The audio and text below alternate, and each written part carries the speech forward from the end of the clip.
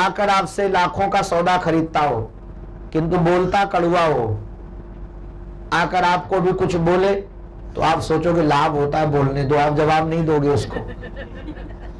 बोलने दो, लाभ तो होता है। और एक व्यक्ति ऐसा है कि उससे लाभ कुछ नहीं होता है किंतु आपको मीठी मीठी बातें करता है केवल।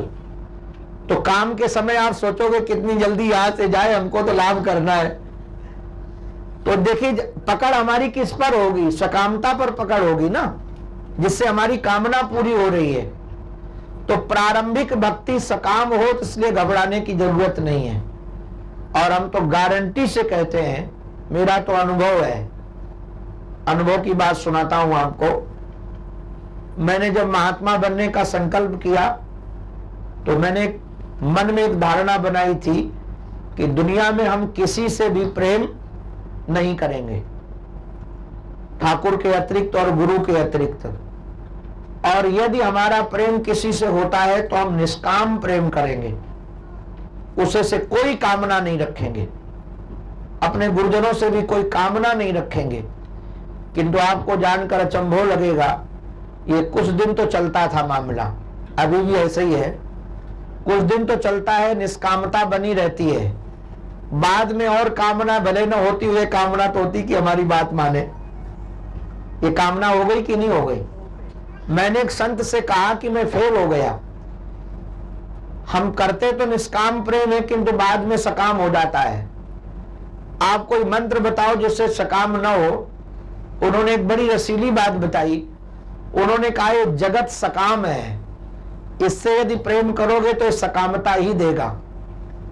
और भगवान निष्काम है, तो भगवान से यदि तुम सकाम प्रेम भी करोगे तो निष्काम हो जाएगा।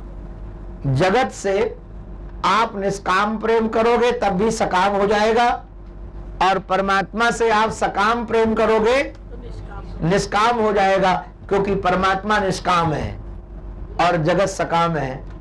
तो जैसे भी जिस भाव से भी हम जुड़े, भगवान से जुड़ जाए और यह भाव हमको भगवान की ओर ले जाए।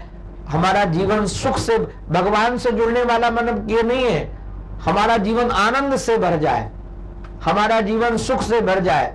भगवान को आप केवल किसी रूप में, किसी आकार में ही कैद मत कर देना। भगवान का सीधा साधा संबंध है थिरकता हुआ आनंद, उल्लसित आनंद। वो रूप में चाहे भगवान श्री कृष्ण के हो, वह रूप में चाहे श्री राघव के रूप में हो, हमारे चाहे सियाजू के रूप में हो, चाहे श्री किशोरी जी के रूप में हो, अथवा वह हमारे गुरुदेव के रूप में हो, वह रूप कोई भी हो, वो रूप से हमें कोई विरोध नहीं है। किंतु वह जीवन जो हमारा जीवन सुख से भर जाए, आनंद से भर जाए, उल्लास से भर जाए। आप सबका जीवन भी सुख से भरे, उल्लास से भरे, आनंद से भरे, ये हम सद्गुरुदेव चरणों में प्रार्थना करते हैं। बोलो भक्त वत्सल भगवान की जय।